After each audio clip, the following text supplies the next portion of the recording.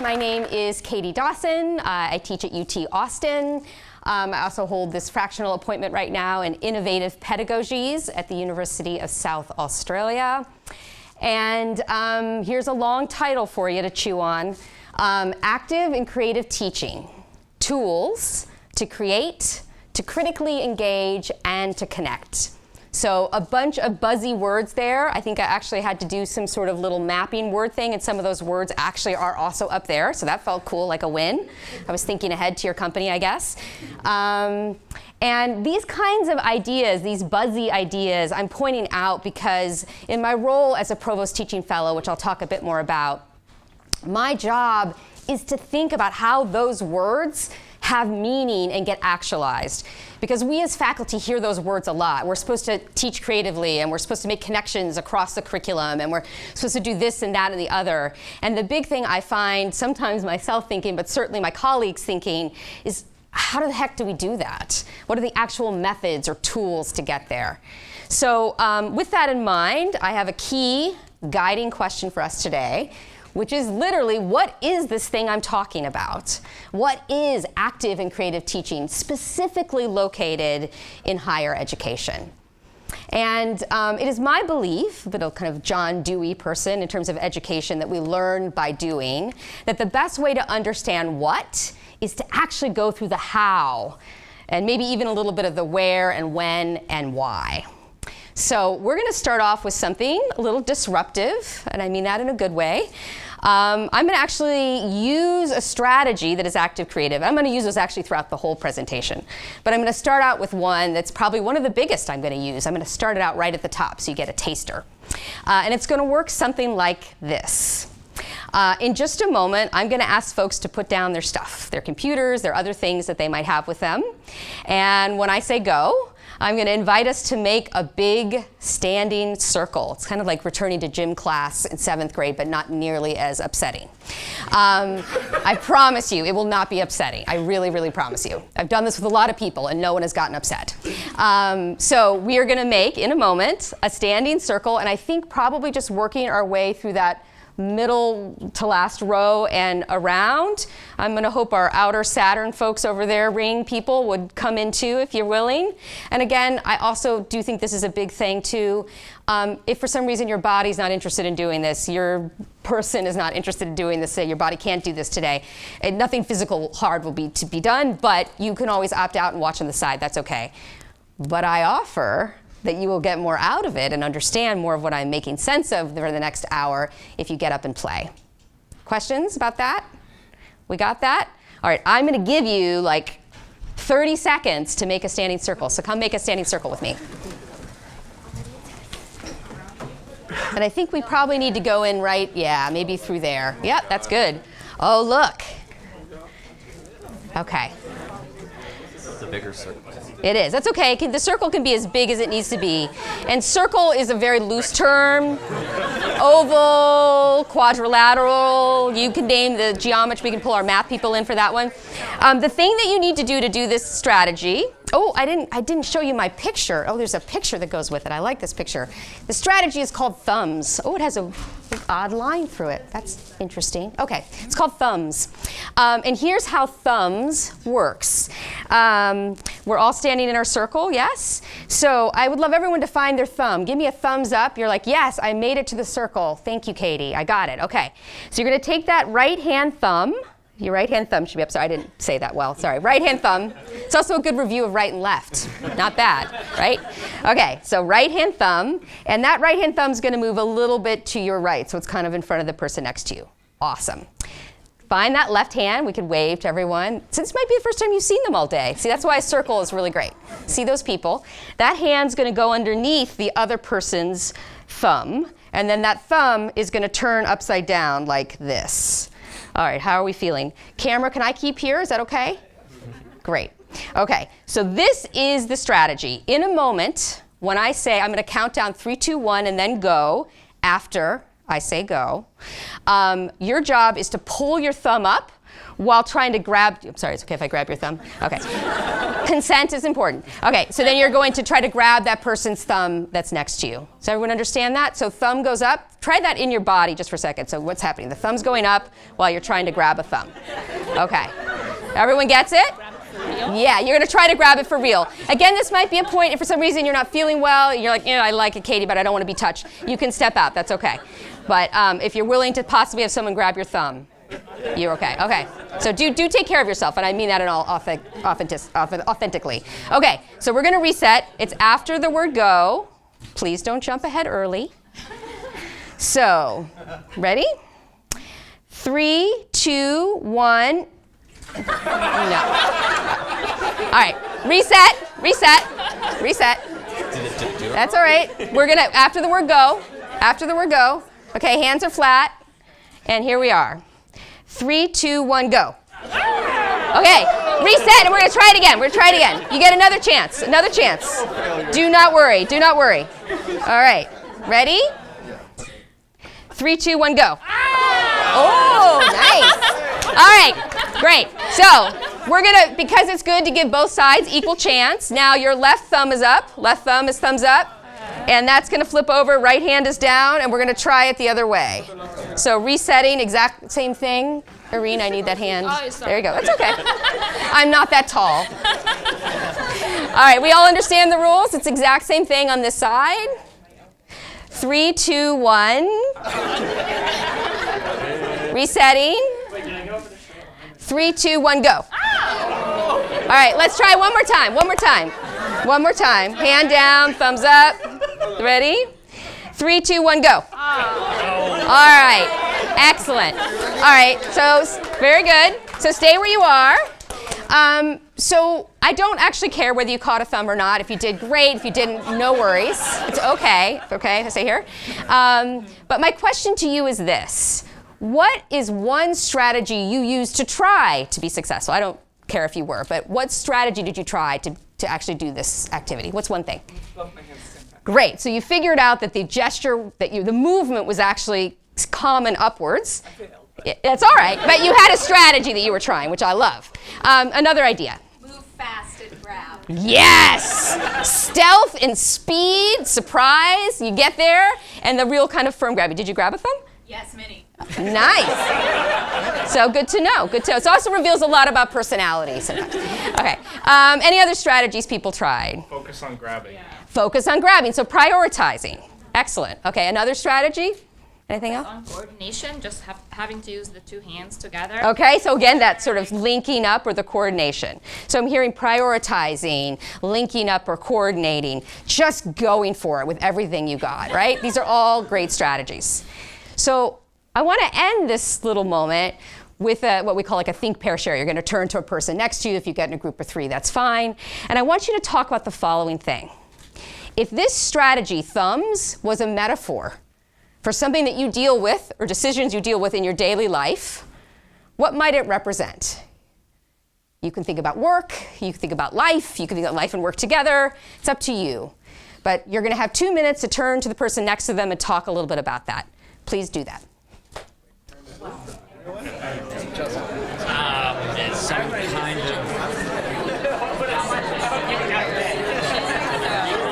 could also have to do your own social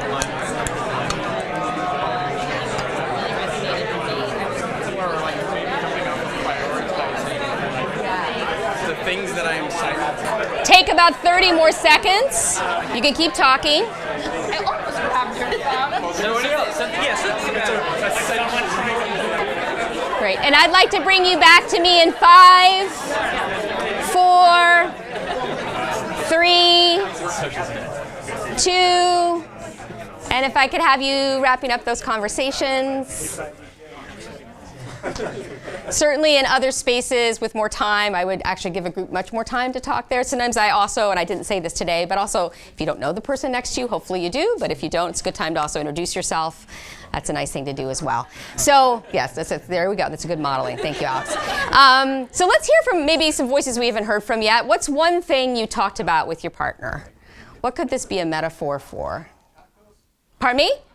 Do you say tacos? Because that's what I heard. Yes? In what way tacos? Grabbing a taco while getting off, while escaping being fat. Right. So in our life, I'm going to work with that. Don't you worry. In your life, we have those things. We have the drive to eat the taco, which is a deep drive for me as an Austinite. But we have also the concerns about, oh my gosh, it's the new year and maybe I shouldn't be eating quite so many tacos. So the balance, they're prioritizing again, for sure. Thank you. Another idea? How is this a metaphor? Maybe the duality between collaboration and competition. Awesome. Working with people is also, you're in a little bit of a competition too, and that balance can be healthy or really unhealthy.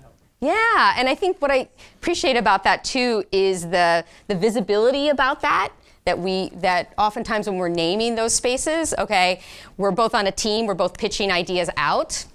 Admittedly, one idea is going to be chosen. That kind of wish it was my idea today. Oh, maybe it's yours today. Okay, but kind of naming that out as part of the culture, as a part of when it's kind of insidious and underneath something, which can be really hard. I really appreciate that. So that kind of, when we have those dualities, when we have those pulls and tugs, how are we making that part of the dialogue of what we're dealing with? Awesome. Another thought? Yeah. At least in this case, in order to succeed, somebody else has to fail. Yeah, which is really interesting. And what does that mean? I mean, what does that sort of sit with you? Just that observation, right? Right. And maybe, but also maybe they're failing here but succeeding on the other side, right? So there's some interesting connection. I mean, it reminds me too just how interconnected we all are. Maybe we'll go that kind of human condition grand statement about the human condition and connection. I'll say when I ask teachers, and particularly faculty, to do this strategy, one thing we talk a lot about, one of the metaphors that they often say besides life-work balance, which is forever a challenge for all of us as adults, is also this idea of strategic and tactical teaching. This notion, and you might think of this also in group work too, I'm running this meeting or I'm teaching this class and I have an agenda, I have a strategy, I have things I need to do, I'm drilling down to do that. But these are human beings who are not robots, who are actually answering in human ways that I might not expect, and I'm co-constructing a richer understanding because of those contributions. So I'm trying to catch those, and some of that times that means I have to abort some of this so I can get some of this. And those balances I find. I will tell you I'm going to run over today because I'm taking time right now to do this. And it's really hard when a lecture is this long and I have this I need to get through. I just own it. Let's talk about transparency. Like, I own it. I'm going to run out of time. You all can tribble out and that's fine. It won't offend me at all. Yeah, that's how it goes. It's the balance. Thank you so much for jumping in, and you can grab a seat. We're going to start on our next thing. And as you're moving back, since time is of the essence, I invite you to think, and again, with more time, I would probably unpack this more with a group, but what was that like? How did the room change from the moment before we did that strategy to right now? How are you sitting down in a different way right now? How are you feeling maybe a little differently about me, perhaps bitter that I made you do that? Possibly. Or maybe like, oh, okay, this is sort of weird and different. I'll sit here for the hour. So those moments matter. How we start work with a group matters. And a lot of the work I do with faculty is helping them think about that opening hook, that anticipatory setting up a theme. And what does it also mean that we just co-constructed that meaning together? I didn't put up a PowerPoint slide to tell you what the big idea of thumbs was. You just gave it back to me in a way more rich and diverse way than I think I've ever had it made. So congratulations, Course Hero. Those were some awesome synthesis ideas that you came up with. The work I do, this strategy is one part of about 100 strategies that I use, is through a program called Drama for Schools. I am trained in theater, drama, and was an actor for years. And I'm really interested in what happens in the arts. So I talk about my work as arts-based. And I do professional learning for K through 16 educators all around the globe. And the focus of my work is around looking at the culture of learning in spaces. So I'm just really interested in what's happening with all of us in the room, how we feel about being there, whether we see ourselves in the work that's being discussed or not. What does that mean? How does that affect my engagement? And I think those questions are pretty rich, particularly right now in higher education, as we're thinking so much more about equity, inclusion, and diversity, and how we're just trying, it's a business, right? I do get a lot of that kind of neoliberal agenda from my university. For lack of a better phrase, butts and seats matter, and you want to get those folks in your room, and you want them to show up. And what makes us want to show up? So that's some of what we're going to be thinking about today. And the practices I use to do this work I call drama-based pedagogy. And there are 4 key elements that I like to think about. And you might think about these as a connection to some of what we just did with thumbs. The first is the body. So, right, I disrupted this space. I made us get up. I could have told you about thumbs and not made you do it. Would you have had a different understanding of it now that I made you go through it together? And what does it mean for us to go through it as a group? I'm also interested in this notion of community of learners. We all came from very different spaces. In a smaller group, I would have had you introduce yourself. That's actually usually really important to me. I can't do it in this big group.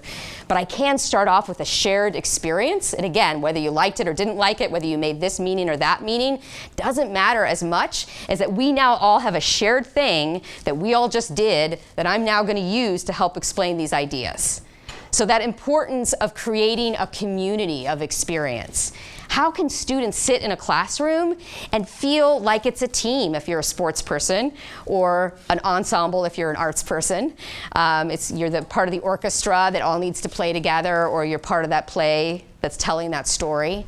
How could a classroom, particularly a university classroom, which is well known for sitting in large, dark auditoriums being filled up by a speaker, how can we disrupt that so that I care as much about the next person's learning as I do my own? Interesting question. Those things are both about active learning, and that is at the heart of what I do. But I'm also an arts person, so this is like the special sauce value added bit. I believe so deeply that if we are going to innovate, if we are going to change and make this world a better place, this is like hardcore 21st century learning stuff here, we have to be able to imagine a different possibility. And I pull a lot from Lev Vygotsky, who's an educational theorist, and others who really suggest that imagination is something that we need to teach and nurture. We certainly have those skills. We are creative, and I do think we're born creative folks. But that kind of key to imagination and creativity does need to be fostered through systems and methods that we can help support. And we need to include that in our teaching and learning practices to teach for that 21st century kind of innovation environment, which I'm sure is at the heart of this company. Actually, I know is at the heart of this company. And then the last bit, which I think is a really interesting one, gets back to who we are as human beings. You know, since the dawn of time, we've sat around fires and told our story and danced it and sang and maybe drew some cool pictures on the walls. You know, that's how we make meaning of who we are with one another, is through story and through narrative. So what's the story of your brand? What's the story that you want people to be able to capture about themselves on your website? How am I going to connect with you through story? So a lot of the work I do, particularly with folks in the sciences, for example, is about what's the story here? How do you tell your research practice in a story? Because we do make meaning through that method. So what I find is working through the arts allows us to re-engage with story. And again, if we're going to ed theory, Jerome Brun or others in the educational theory world would say that learning how to analyze and synthesize and sequence story and construct logic and arguments is something we practice and learn. It is something we need to get better at. So the special thing, though, I want to do all this stuff, but I think all of it is predicated under a big idea. And that big idea I call dialogic meaning making. And it is this idea not just that you and I are in discussion or you two are in discussion with one another, but that we are building upon each other's ideas. It's that moment when you walk into a meeting or you walk into a classroom and you can feel the energy of innovation in the air. You know, someone's saying something and someone's adding this or questioning that, which builds it to that, and it's just the scaffolding that happens where we all get a richer understanding because we were in the room at that moment. There's a great theorist in education who talks about collective emergence. I love that phrase. It's this idea that this moment is never going to happen again. The fact that you're giving up this hour to be in this room with us right now is wholly unique, and it's going to be different that you came, right? So this importance of why do I show up for class? Why do I show up for that meeting? Because it matters that I'm there. right? I'm going to contribute. I'm going to take something from it. So how do we make those moments? How do you make those moments in a 500-person class? Well, we can't have everyone talk, but maybe we have that think, pair, share moment that you had in the circle. I didn't hear from all of you, but you did all get to make meaning, which hopefully helped you come to a different understanding. And then we heard out from a few folks, which I build upon, right? So that's dialogic meaning making. Oh, and the other thing I'll say real quick about this, sorry, is also the dialogue is multimodal. So by that I mean it's not just you and I talking, but that we communicate through visual ways, we listen to it, I put it in the body as well, this tells me something, this tells me something, right? We're always making meaning. And so also referencing within teaching and learning that dialogue doesn't just have to be in a written form or even just in a verbal form, right? You think about the content on your website visually, I'm sure. Right, so how are we making a kind of multimodal dialogic meaning-making space? That would be a great thing for Course Hero to continue to think about. All right, so as Alex said so beautifully and more succinctly probably than I am right now, I've done this in a lot of places. So those parentheticals are the number of years. I think the things I like to point out on this list is that this work started for me in a tiny village in the northern interior of Alaska where 1 in 12 young men didn't make it past the age of 25. And the school district there was saying, what do we do to get these kids connected to school because they're checking out literally and figuratively right now. And so we went back to the kind of cultural dances, to their identity spaces, and we reworked the entire curriculum, thinking through a culturally responsive approach to teaching and learning for those Alaskan Native youth. And that was really powerful work for me, and it really helped me design the whole method that I do. I like to cite those folks as people who really taught me how to do this work in a new and different way, and that I've been able to bring to a lot of places. I'm working a bunch in Europe right now, Australia, and then across the US.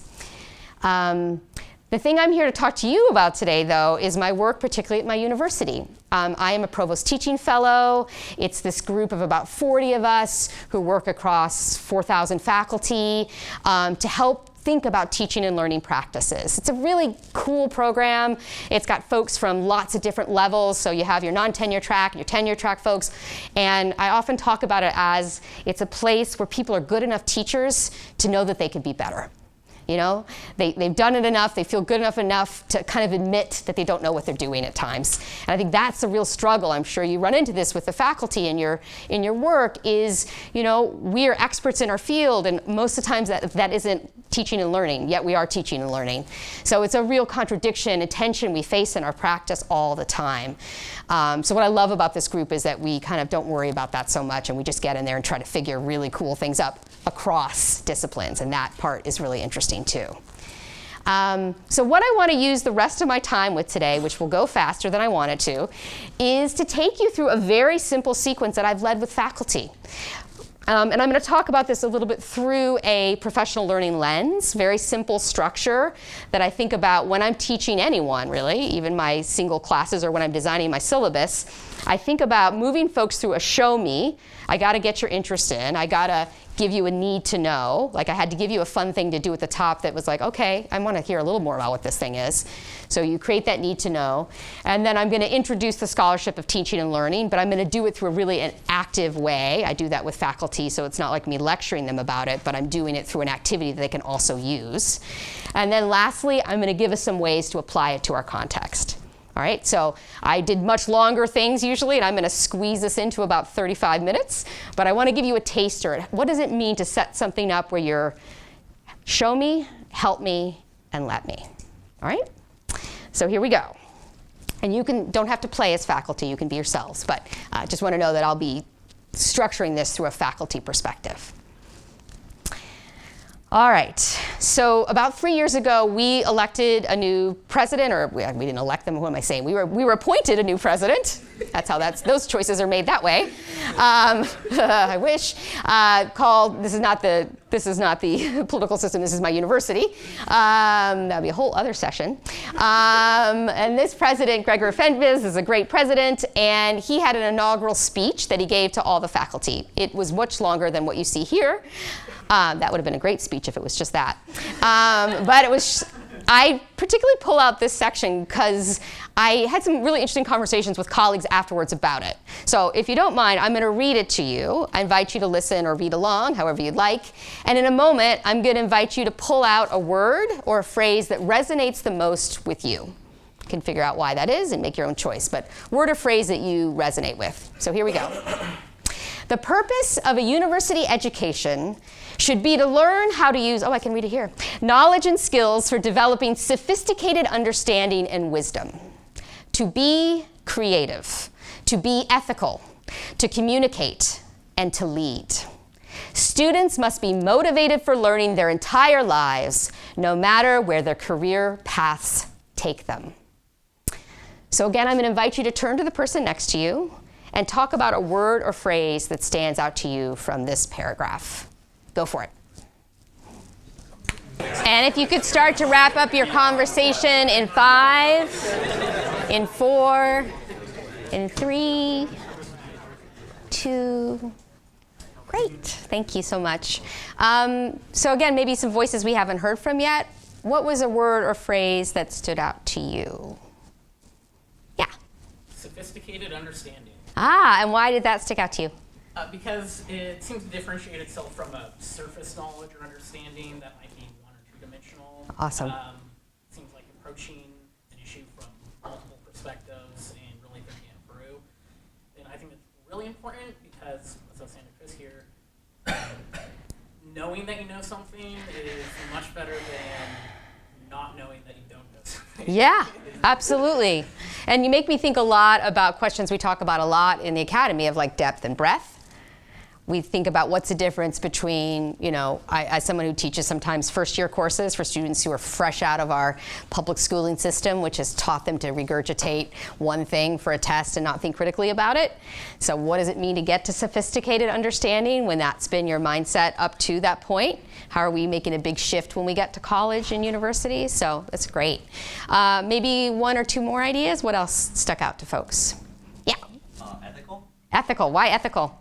Because I'm on the compliance team. Yes! Tie it to yourself. Yeah? And also because there is, in association with the university campus, there is some degree of distrust between students and faculty and the institution in general. Yeah. Most institutions tend to be profit-seeking first. For sure. But there has been an increasing trend for universities to focus on ethical teaching. Yeah. And making sure that students graduate knowing that they have a social responsibility now to spread what they've learned. Yeah. And do the right thing. Thank you. Yeah, and it is. I mean, and you're getting at these big complications, and we talk about it all the time. What are we really teaching? Kids can go and search a term or an idea or a concept. Education has changed so much. You can find information so easily now. So it's those larger, more complex or sophisticated understandings that really is the heart of what they're going to take out of school. Are they going to remember how to solve that calculus problem? Maybe, but they'll also remember what it was like, maybe more so, to work in that group and have to problem solve something about a presentation. You know what I mean? So there's just lots of different sorts of skills that do different sorts of things. And how does the kind of ethics of who we are as humans with one another fit into some of that? So thank you. Maybe one last idea? Yeah. Motivated. Motivated, and why so? Well, it's hard enough to get students interested in learning while they're in university. Maybe if you can structure the learning environment and the classes and just the entire place that they're in, you can get them to want to continue learning when they're no longer there. Absolutely. And that motivation, that engagement is a really complex thing and a perfect gift for me for my transition. So thank you for that. So I'm going to take you to our next strategy. Here we go. This is a sociometric, and I love to tell folks like myself who are in the arts and education, which are the 2 buildings that haven't been touched since 1969 on our campus, while we are amongst all the newly beautifully built named buildings around us, that this is a way that you too could do fancy stuff without any equipment. It's cut and dry. A sociometric is kind of measuring people's opinions, a group about something. And we are going to do this. I have 3 statements that kind of tie into motivation and engagement. And we are going to be our own human clicker or barometer, and we are going to vote from our seat to answer the question. So assumedly, if being the awesome participants that you've been so far, what I'm going to ask you to do is the following. When I put out the statement, it'll be up here so you can see it visually as well. I'll read it twice. You make your decision on what you think. If yes, you agree, it's an arm or two arms, whatever feels comfy for your body today, that you show, yes, I agree. And then you have this nice little continuum all the way down to no, I disagree, it's not true. All right, give me a thumbs up if you understand those directions. Okay, great. Thank you for that.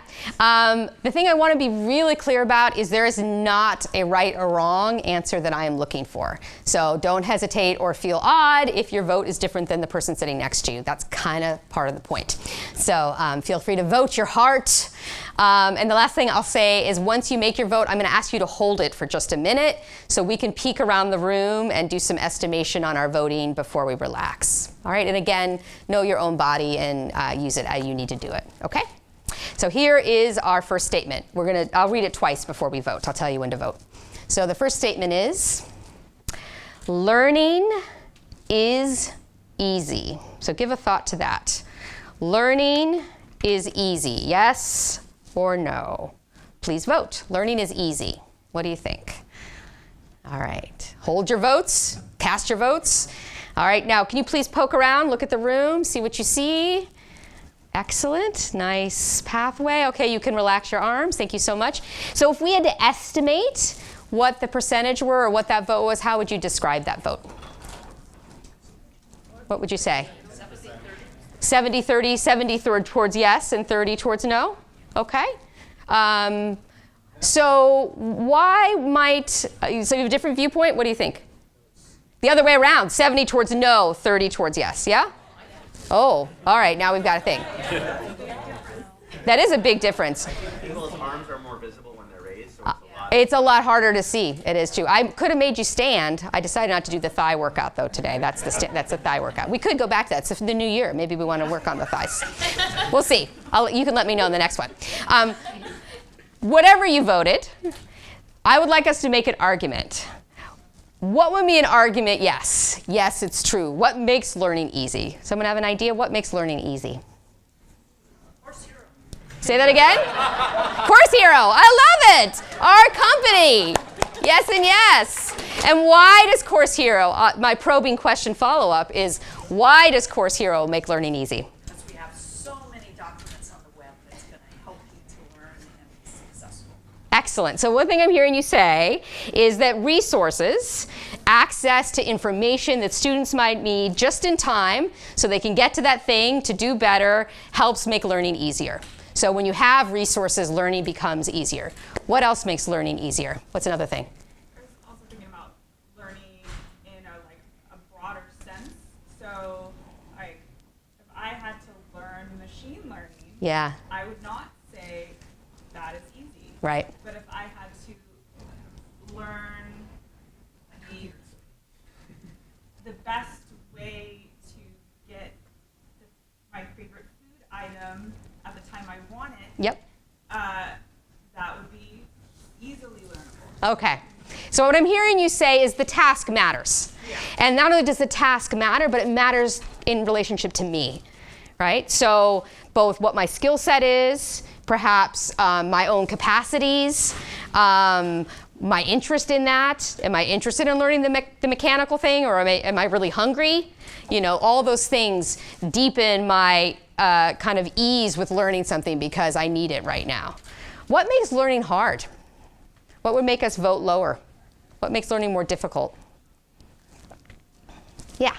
I would just say the individual capacity to absorb information. Yep. Is a person-to-person type of thing. So Absolutely. if I'm very interested in learning coding. Yeah. Unfortunately, no matter how many classes I put myself through, I learn because I'm not able to digest the information. Yeah. Yeah. For me, it's definitely a difficult uphill climb. Absolutely, and I would guess probably part of it's how it's taught, the kind of learning that is. I mean, I'm someone who, this may not be a perfect analogy, but I'm someone who fell asleep a lot as an undergraduate. I felt so bad about it. But I just am I'm a kinesthetic learner. I can't stop my hands when I'm talking, right? Like, it's just who I am. So those kinds of classes, or how that was taught for me particularly, was hard, made it harder for me to learn. But I was in an acting class. I was great. Okay, I'm going to go to here and then here, okay? Yeah. I think that learning is beyond just your motivation and how you feel in that moment. Yep. Dedication to it. There's so many other things happening in your life that can make learning hard. Yeah. You could be a parent. You could be responsible for someone else at home. Yeah. You could be distracted by an illness. So just so much more beyond just sitting, butt in the seat, sitting in the class to be able to learn. Thank you for that. So that makes me think a lot, again, about that prioritizing thing, and that we are whole human beings. And that's another thing I think faculty sometimes struggle with in the classroom is, why isn't the student showing up to my class? Why isn't this person dealing with this? So many students are dealing with mental health issues and anxiety and lots of other things. We're all rich, complex people. Faculty themselves are rich, complex people. I get asked more than anything else by faculty, Katie, what do I do when I don't feel like going in to teach and I have to go in and teach? Can you give me an actor trick? And I'm like, yeah, sure, I'll show you something. But do you want me to show you really quick? Yeah. It's super fun. This is the thing, teachers, I do all this stuff and they're like, yeah, but show me that actor thing. Anyway, so here's the simplest thing. When you have to go do something, you don't want to do it. It's a faking thing, so that's not, But anyway, literally think about your body as having 10,000 light bulbs coming out of it. And I might not feel really great right now, but maybe I look a little better. And I'm going to come in and I'm going to be with you. So it's like power posing, right? It's like that idea of willing yourself to be present, because presence matters. And getting back to what your smart point is sometimes, as much as we want to bring that 1,000 light bulb energy, there's something else going on that just won't bring it. So how does that affect our learning? And one last idea? Yeah. Yeah, my idea was learning is work. It requires work. It does. To learn, and this requires putting energy and time and commitment into it. So. Yeah, and thank you for that as a sort of final thing, because I think, is work and time and commitment a bad thing? Really great theories, Lev Vygotski's theories. I've been talking to someone else with this earlier today, but zone of proximal development. This idea that in your zone of actual development, if it's really easy, if you didn't have to do it all, work to do it, why am I showing up for that class in the first place? I could teach it myself. It's a waste of my time, right? I want to be in a space where I'm on that cusp. I'm in that proximal development with your help and that great resource you have and that really cool activity.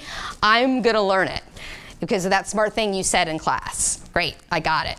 Right? So it's worth it for me to be here because this community is going to get me there in whatever kind of community you might be making. So again, going back to Course Hero, if you're creating those communities and resources to get people through that proximal development phase, that might be a really good thing. All right, I have two more, and I'm talking too much. This is what happens. Okay, another one, voting yes to no. I'll read it twice, so here we go. Students learn best from their professor. Students learn best from their professor. Yes or no? Go ahead and vote. Let's see that vote.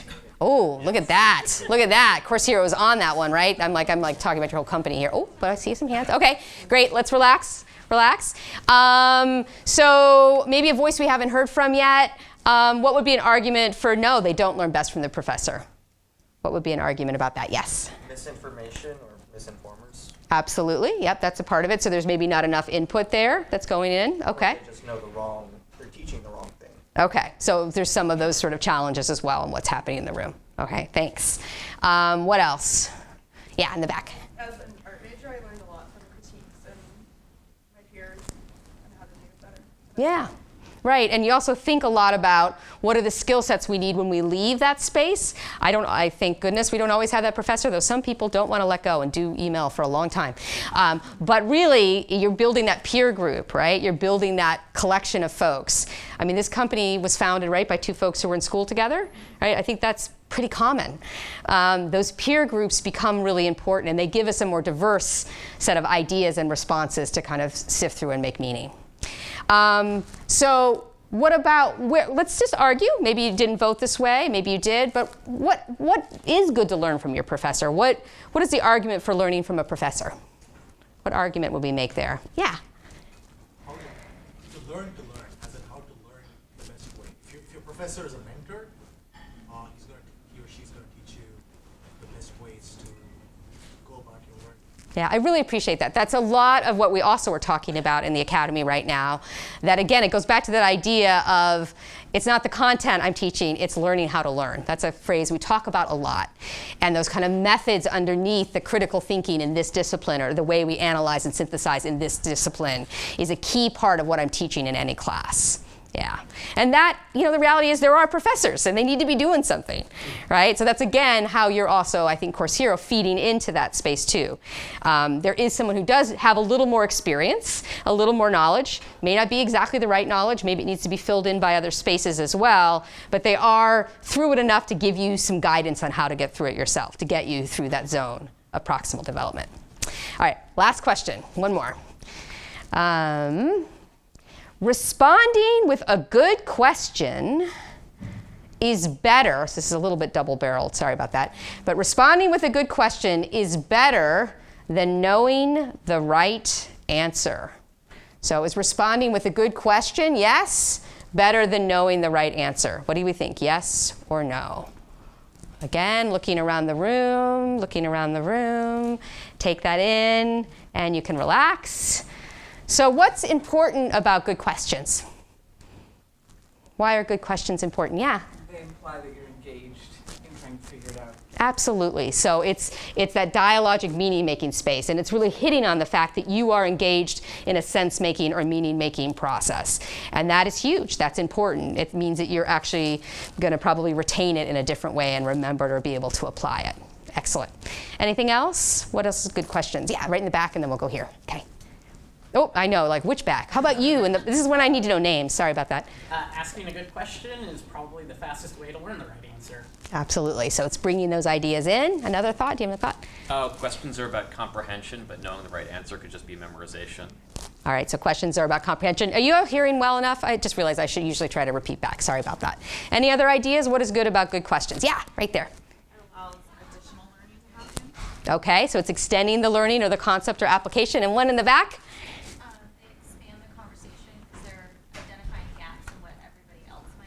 Awesome. So you're reminding me too that all of us in the room have very different lived experiences, right? We have different backgrounds. Some of us come from different cultural and racial identity markers. We have lots of different things that make us unique. And I got to be honest, a lot of the curriculum wasn't written by that unique of a group of people, right? Decentering those folks in my curriculum is one of the biggest things I spend my time doing right now, trying to pull in other voices, other examples, other experiences, because that is the community I'm teaching for. And thank goodness they've gotten aware enough of that that they want to be seeing examples from their lives in the space. So that's great, and hopefully we're going to get more of them engaged in teaching and become, we'll change to professorate, which is really the ultimate goal, I think, in my opinion. But we need to have those voices as part, those questions back, which sometimes do reveal a gap, or places that aren't kind of filled with all of the experiences in the room. Okay, so you just all unpacked a huge amount of scholarship for teaching and learning. So again, I'm not going to take time to unpack this strategy, but I do invite you to think, what is it to do it this way, as opposed to me just showing you 5 PowerPoint slides about everything you all brought up, and maybe some things I wouldn't have even thought of to bring up about these ideas. Okay? This is an example from the business school. I just wanted to show an example of how someone else might do one of these strategies. So I was working with the career services program at our big business school at UT to help kind of rethink how they opened their time with the MBAs. So we had this sociometric. No clickers, I said. You must stand or vote with your arms. That sort of troubled out some preconceived notions that they often came into career services, feeling they didn't need it. And it enabled us to start getting into a more complex discussion by starting our work together using these sorts of open-ended questions. Right? So my last strategy that I have time for is pretty fun. This one involves some props, so I'll bring those out. as I'll fill this time, because time is important. This strategy itself comes from a practitioner named Augusto Boal. He was a contemporary of Paul Freire, who's kind of the father of critical theory, critical pedagogy. And Augusto Boal came up with a bunch of different strategies that were really looking at social justice and systems of power and inequity and using drama and theater to investigate it. So this strategy comes from his set of practices. It's called the Great Game of Power, and it works something like this. In a moment, some magical, here, I'm going to sort of, here, I'll angle it more for my audience, which is on an angle, so you can see a little better. So in a moment, some volunteer from the audience is going to come up and arrange these 4 chairs and this course hero water bottle in such a way, it could go however you want, that in your opinion, one chair has more power than all the rest. I'm going to say that one more time. I'm actually literally going to sit down in the audience. Someone is going to come up here. Who is it going to be? I don't know. They will volunteer. And they are going to arrange these chairs however you want. They can be on this. You can do whatever you want with them. Just don't break them. But you can do whatever you want, and they probably should stay in this area. Arrange them in such a way that, in your opinion, one chair has more power than all the rest, and you can include the water bottle in the image. Go for it.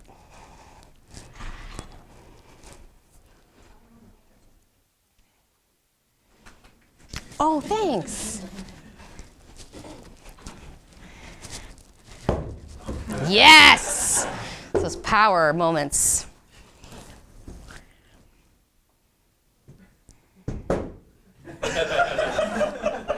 It's very performative, which is good. Thank you. Applause. Applause. It's beautiful.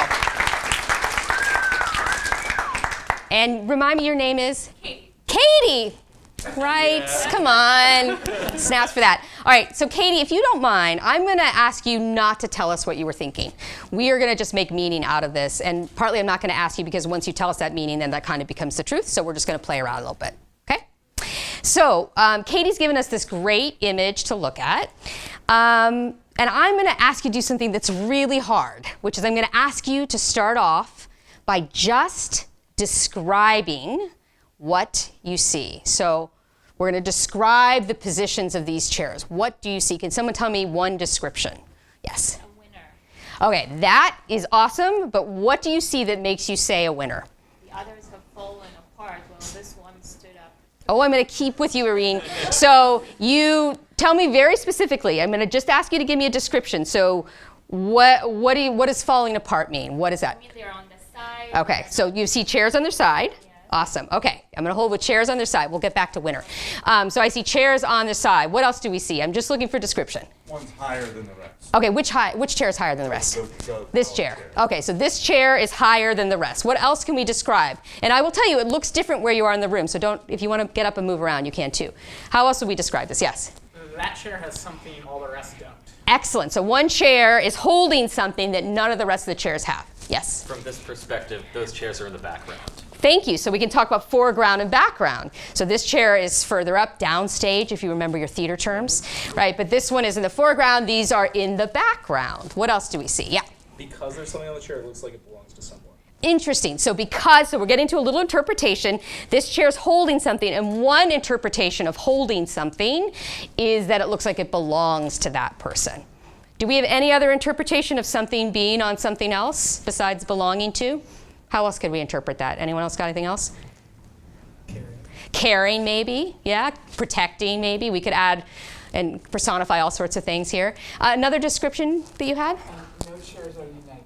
Excellent. So none of these chairs, and by united, what makes something look, what makes it not united?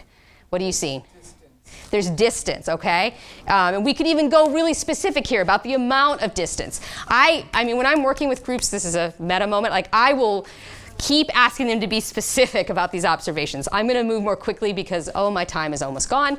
But I think it's really important, and the work of this strategy is to help people return to the fact of what is an observation versus an interpretation. That's what I'm working on right now with you. Okay? Let's say we spent more time making those observations. So let's make some interpretations now. Which chair would you say has the most power? Which chair? Chair with the bottle. The chair with the bottle. Okay, so this chair here has a bottle.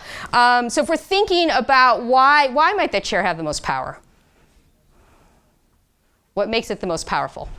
The last chair standing. It's the last chair standing. So one way we look at power is that you are still upright, right? Everything else has fallen down. We might talk a little bit, and I would have pulled this out of you a little bit more. What does it mean when you kind of our legs are up? Does that look unsteady? Does that look, solid or protected or not? This might look open or exposed. We could go into some of that detail. But there's something for us in terms of making meaning that a chair that is upright, that is still standing, has the most power. Great. Yeah. It's unique, great. So one way we might be powerful in our world is to be unique or be different. That can give us a lot of power. If we were taking this image and saying it represents something in our everyday life, what might this represent? The Hunger Games, the chair version. Absolutely. And Hunger Games, if I'm working with Hunger Games, right, that was about literally young people like killing each other, right, to survive, right? So it might be something from a book. We could take it from there. What might this represent? Another thing. Yeah. It has all the resources. Okay, great. So this might be a country, for example, that has all the resources, or we could look at socioeconomic spaces and ways that societies are working together. Class, we could think about that. So what does resources mean? All right, we could go on and make a lot of interpretations here, relating this to something we're studying. But before we do that, I want to push us to make a different interpretation. Someone make the argument about how another chair is the most powerful than that one. Yeah. The chairs that have fallen down will not be sat on. Okay. Which one? Because we got a chair. Well, I guess the three fallen chairs. All three of them. You would group them together as the most powerful. Yeah. Okay. Do you have another idea in the back there? Yeah.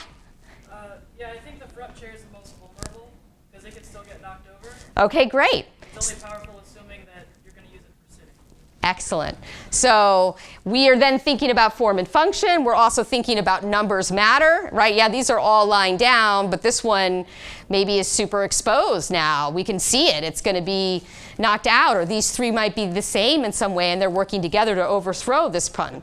This chair thing could get really big. This is how Game of Thrones was written. I just want you to know that. I actually know one of the authors, and yeah, they just sat around and talked about chairs, maybe. Okay, so anyway, I might do a lot more with this work here. And quite honestly, if this was a class, I would have someone else come up and make us a whole new image, and we would do the whole process again, probably being even a little better at that description part the second time around, because that's a muscle you have to practice. But just for time and for inquiry space, oh, I forgot I wanted to pull it out here. Hang on just one second. Awkward transition. I want to grab it is called The Notebook. My husband got that from me. It's very aptly named. So, Course Hero, a quote I took from your website says, we envision a world, here I'll get so you can see my camera. We envision a world where every student graduates confident and prepared. All right, Course Hero. If you envision a world where every student graduates confident and prepared, I would like someone to come up and make a picture of chairs in such a way that you think it is a learning environment where every student will graduate confident and prepared. What does that look like? So arrange the chairs in the water bottle in a confident and prepared learning environment. And this person will get to talk about their image if they want. Thanks, come on up. You're like, wait, I'm out of here. No, come up, we're excited. You just added that. I'm sorry, you don't have to. I often let people, if they're making a particular image, to feel like they have you get the last word is what you get. This is when we could hum some background music. I know, you have your odd podium in the middle of it. Nice. Okay. You like it? Thank you. And your name is? Preetham. Preetham? Is that, say the first letter. BR? It's like freedom. Oh, Preetham. But it's Preetham. Preetham. Got it, Preetham. Love it. Sorry you had to say that. Okay, thank you. You can have a seat. Okay, Preetham. Thanks, Preetham. So what do we see? What do we describe? Let's just start with the description. What do we see in the position of the chairs? One thing. Collaboration. Great. And how do you see collaboration, Irene? I'm going to keep doing that to you. Discussing something. Okay. So tell me physically what you see the chairs doing that it suggests collaboration. They are facing each other. They're in a circle. Awesome. So what else do we see physically? Yeah, right in the back. Access to equal resources. Awesome. So you're noticing the position of the chairs gives them equal access to that center thing, which we might call resources. Any other observations that people can make about all of these chairs? Symmetry. Symmetry. Great. What else do we see about these chairs? Yeah. They're at the same level. They're at the same level. Thank you. What else do we see about these chairs? Give me one more thing. Could be anything you want. They're all upright. They're all upright. Excellent. Maybe they're all situated in the way that they're meant to be used. Think about it that way. So we've got some of that background, observational. So let's do some interpretation. What, if we're thinking about things upright, used the way they need to be, there's symmetry, there is connection, there's equidistance, those are some of the different things, there's collaboration. How might this represent what we think Course Heroes users or consumers need to be successful in their academic careers? How does this represent that? Yeah. They're all looking at one similar subject, but all from a different perspective. Awesome. So this could be a great metaphor for perspective taking and the importance of kind of consistent clarity on the topic, what the question is, but that kind of multiple answers, things we were asking, or even questions you might ask, bringing in those different perspectives. And there's a lot of clarity around what the direction is, which is really good teaching and learning practices. Anything else? What's another interpretation? Yeah. There's no chair that's dominating as the teacher, educator, everyone's together, same space, able to share and discuss. Awesome. So that we've kind of flattened the hierarchy of the classroom. We are sharing power, we might say, if we're looking at kind of critical theories around education. That we see the value of what that professor and that student bringing in really equal things to kind of build a more richer understanding of that concept that we're working towards. Great. We'll go the last two right here. Yeah, whichever one wants to go first. It makes me think of how our platform allows people to pay or not pay. Great. And that it's not like there's, at least from my perspective, I could be wrong, but I think that the non-payer gets just as much access, or they can have just as much access to the knowledge as the payer. Yeah.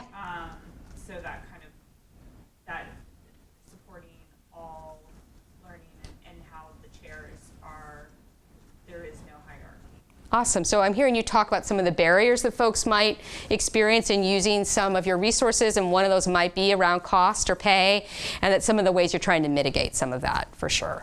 Yeah. Something else? Just the way it's structured makes me think that everyone has what they need to succeed in learning, and that nobody's being left out, which is sort of the mission here. So. Awesome. These are great ideas. Yeah, one last one. Just build off on what Isabel just said. Just the fact that someone has to start offering in order for the other person to start learning. So yeah, I have to give what I have for someone else to learn. It's a moving image that goes that way. Okay. All right, I could get really silly if we had more time. Thank you, and thank you for that. All right, again, we could do a lot more with this. This might be great to break out in teams and do your own images and read them back. I think this kind of non-linguistic representation is really rich for lots and lots of folks. I mean, to circle back to my story of the Aboriginal community, oh no, the Aboriginals of Australia, the Koyukon Athabascan community. I remember that one of the first things I did with that group when I walked in and every single one of those high school kids was like on their desk, like, I'm not even looking at you. And I just put up those chairs and I offered the request and I went and I sat there for 15 minutes. I did sit. But finally someone got up and made the first picture and then we were rocking and rolling. It's kind of hard to look at these chairs long enough and not offer something, because you're making meaning. You are. Even if you don't love the strategy, you have something going on. So those things often want to be said. Preetham, I wanted to make sure I got back to you. Did you want to say anything else about this image, or? I wanted to say all of those things, yeah. But it's kind of, one thing I think is really interesting, I could say this to you and Katie about this strategy, is in general, people come up with things, yes, maybe you thought about, but also different things you hadn't thought about too. Would I say, yeah? Yeah, so I think there's also something really wonderful about getting your ideas amplified and supported that come for the person who does volunteer, which hopefully. I just want to say synergy, the whole is greater than the sum of its parts. Okay, great. Each of this can be accessed in many different ways. All of these chairs can be put in any which way. Nice. When you actually bring them together and provide access on a single platform, Yep. that synergizes things. I love that. And then how that becomes the most powerful tool of all. Awesome. Thank you. So great game of power. Just so you know, the kind of thing we're working on in that strategy that I say cuts across every discipline is something I call DAR. Describe, analyze, and relate. So we are making observations, we are making interpretations, and we are making connections. How does that relate to the larger inquiry? So that's what I was sort of breaking down. And I think at a fundamental level, that is how we analyze and synthesize meaning in my graduate work classes, as well as my undergraduate classes, as well as when I go into my daughter's 4th grade class. We're still working on those same skills, to be honest. And they are kind of important parts, particularly in this day and age. We need to slow down to see. We need to kind of take time to look closely. We need to take time to hear that other perspective in the room. And those are part of how I think we're going to start solving some of these issues that we're having in society right now, which I won't get political, but those are there, right? So great game of power applications. Folks use this strategy, and what I also love about this with the university level is we do this sometimes in a 500-person auditorium. I've done this in keynotes with 500 people before. So you can do it in a big group, you can do it in a class of 10, doesn't matter. If no one has to get up with their body because it's just the chairs and they're very respectful, they'll hold their position for a long time, which I love. So anyway, teachers have used this, faculty have used this to have folks interrogate an author's argument, to represent a character relationship in a text, talk about systems of government. Really, the ideas are endless. To think about course heroes strategy, you can do it whatever you want. But it's a nice way to kind of get back into the metaphor, which we started with today, to think abstractly and concretely about ideas. Lovely, thoughtful picture to end with. I'm a big believer in rituals to begin and rituals to end, and one of the ways I like to end my classes is a checkout. I also do check-ins at the top.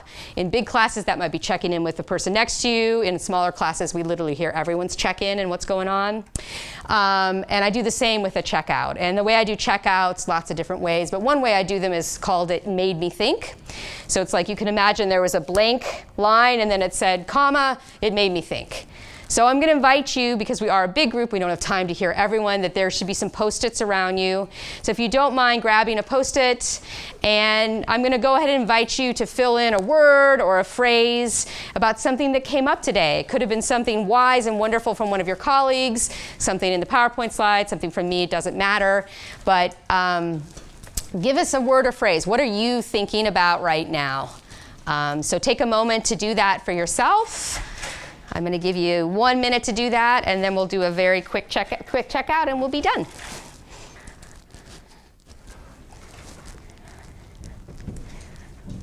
Just one word. Word or phrase. Sometimes one word is not enough. A word or phrase is great.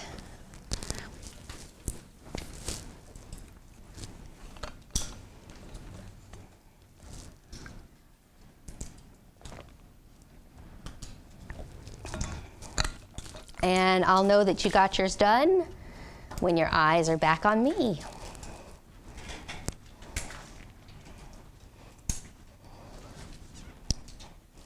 Which is also a cheap opportunity for me to smile at all of you, admittedly. Kind of is. It's also a little creepy, so I have to watch it. Okay, I got most eyes or eyeballs, or people are in the process. So maybe we're not going to hear everyone, unfortunately, but maybe just a few folks. What's one thing, word or phrase that you're thinking about? And if you want to kind of do the performative version of it, we would say, course hero is amazing. It made me think. So you can sort of phrase that it made me think afterwards. Anyone want to go? Yeah. I would like to state that I got really interested in the word motivation because, like, just as you talk, right, to be in a situation or to be in the moment is so important. So that really motivated me. So you would say motivation. It made me think. Awesome. Thank you for that. Another one? Yeah. Our North Star is graduate, and we spend a lot of time talking about what happens after people graduate. Okay. Thank you. Yeah. Drama at work. It made me think. Great, Katie. Yeah. I'll pay you later. All right. Do more Yeah. Other thoughts? Maybe one more? Yeah. Building blocks. Because a lot of what you did was like separated into like steps that, even though they were phrased differently, were really like, foundational steps that are applicable in like a lot of different situations and critical thinking. Awesome. Made you think. Thank you. You know, this made me think a lot about my own work. I have to just say, because I've had meetings all morning, and I rarely feel so energized and excited and like wanting to go back and be a better teacher than I have through all of this morning. So thank you for being, just know you run a generous ship. It's quite a lovely place to visit and get to be a part of. And it made me think a lot about what is the future of education and how might we be partnering more explicitly with folks out here in Silicon Valley and thinking about this kind of improvement or goals that all of us are trying to get to. So thank you for that. What an honor to be here. So thanks.